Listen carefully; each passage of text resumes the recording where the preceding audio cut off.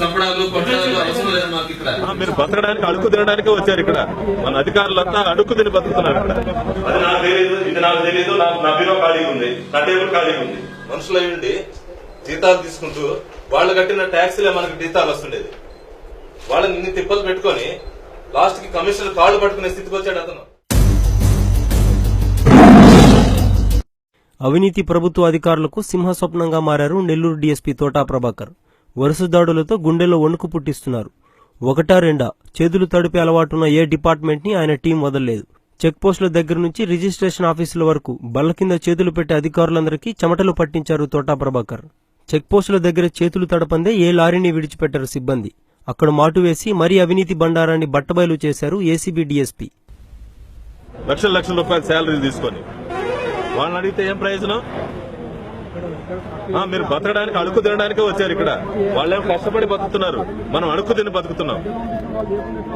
మన అధికారులంతా అడుక్కు తిని బతుకుతున్నారు ఇక్కడ. రెవెన్యూ డిపార్ట్మెంట్ లో ఏ పని జరగాలన్నా ఎంతో కొంత ముట్ట చెప్పుకోవాల్సిందే. డెత్ సర్టిఫికేట్ కు లంచం అడిగిన వీఆర్ఓ దగ్గర నుంచి బినామీ పేర్లతో ఆస్తులు కూడబెట్టుకున్న తహసీల్దార్ల వరకు అందరి అవినీతిని బట్టబయలు చేశారు ACB DSP Prabhakar. Revenue department ని గడగడలాడించారు.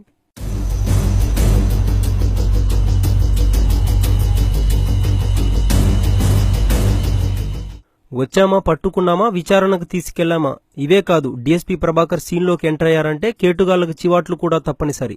కరెన్సీ నోట్లకెందుకు కకృతి పడ్డామని సిగ్గుతో తలదించుకునేలా తలంటు పోస్తారాయన. చదువుకున్నా బాగా ఇన్ని మంచి క్వాలిఫికేషన్ చేసే సర్వీస్, మంచి రెండర్ సర్వీస్ బ్యాడ్ టైం. అదే ఎవరైతే డిమాండ్ చేయడం కాదు, నేను వినిపిస్తాను కదా. నేనే రికార్డ్ చేయించి మొత్తం నేను వినిపిస్తాను, రికార్డ్ చేయించింది నేనే. అప్పటి వరకు ఏసీబీ ఎప్పుడో ఓసారి మెరుపుదాడి చేసేది.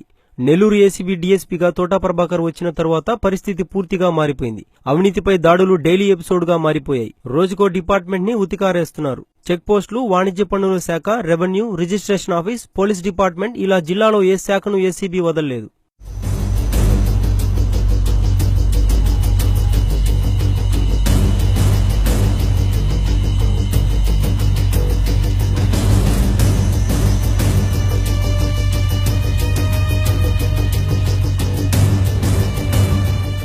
తాజాగా నెల్లూరు నగర కార్పొరేషన్లో అవినీతిపై సుదీర్ఘ విచారణ జరుగుతోంది. ఒకే రోజు 2 సంఘటనలపై ఏసీబీ అధికారులు కార్పొరేషన్ సిబ్బందిని విచారిస్తున్నారు. సాక్షాత్తు నగర కమిషనర్ పైనే ఆరోపణలు రావడం విశేషం.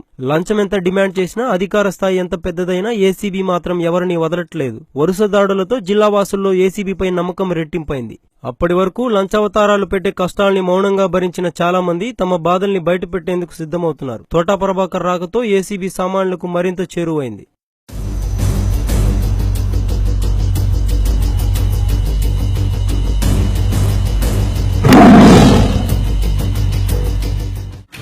చంపడాలు కొట్టడాలు అవసరం లేదు మాకు ఇక్కడ. మీరు బతకడానికి అడుక్కు తినడానికే వచ్చారు ఇక్కడ. మన అధికారులంతా అడుక్కు తిని బతుకుతున్నారు ఇక్కడ.